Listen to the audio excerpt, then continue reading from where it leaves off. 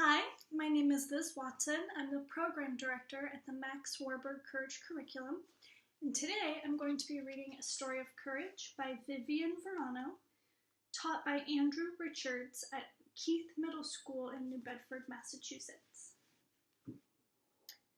I never really thought I'd have this way of thinking.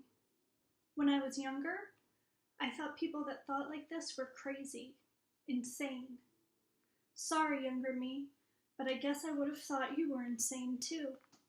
One day, suicide just seemed like an option. I got overwhelmed and my mind raced with thoughts like, if you died, all of this would go away. And even more common, no one would care. I believed that every single day for so long. Eventually, it was going on for too long. Too long for me to handle, too long for me to bear. So I stopped it. I fed into the thoughts of hurting myself. This went on for weeks, maybe even months. It's one big blur at this point. I do remember one thing from that time of my life, though, vividly. I brought what I needed to hurt myself to school. It wasn't much, but it made me bleed. I kept it in my backpack all day. See, when hurting yourself becomes a habit, something you do every day, it becomes almost fun, like a game. I couldn't get it out of my mind. Finally, I raised my hand and asked my teacher, "Can I get something from my bag?" I was on my way to my backpack. It brought me so much guilt knowing what I was going to do after this, but I had to do it. I had that scratchy feeling on my arms, that feeling that made me remember. As if my brain was telling me, "Go do it, you know you want to," taunting me. But I got it anyway. I went back to my seat and waited a little while before asking the big question, "May I go to the bathroom?" I went into the stall and soon movements were being made and blood was going down my arm.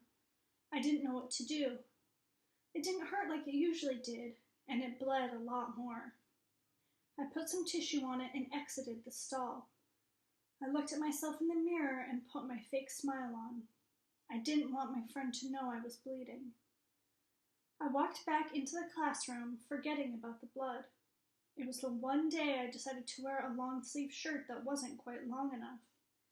As I sat next to my friend, Elijah, I saw the blood appear again. It wasn't stopping. I started to panic. Too much. A panic attack set in. I was so scared. My other friends, Miriam and Aubrey, rushed over after seeing me hyperventilate. They kept asking me if I was okay and what happened. It sounded like I was underwater. With the strength I had, I raised my hand and asked to go to the nurse with a friend. Aubrey volunteered and walked with me. I was planning on only staying for an anxiety attack. I didn't want to disappoint my mom with the call to the school therapist would make. I sat for 30 minutes and had some water. I made the decision. I was going to ask for help. I called the new, younger nurse in and pulled up my sleeve. "Can I get a Band-Aid for this, please?" She agreed and made small talk with me. Eventually, she asked what happened. I thought for a minute about whether I should tell her or not. It seemed like a good idea, so I did.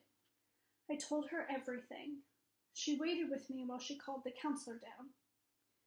She eventually called my mom and brought me to a room with her and my mother. I was so nervous, but I had to do it so I could get better. As soon as I stepped through the door, my mom started sobbing. I felt so bad. Why would I do this to her? I'm such a bad daughter, I thought throughout the whole meeting. They asked why I did what I did and everything like that. I answered them honestly, and eventually they said they were going to get me therapy and some help. I would finally get better.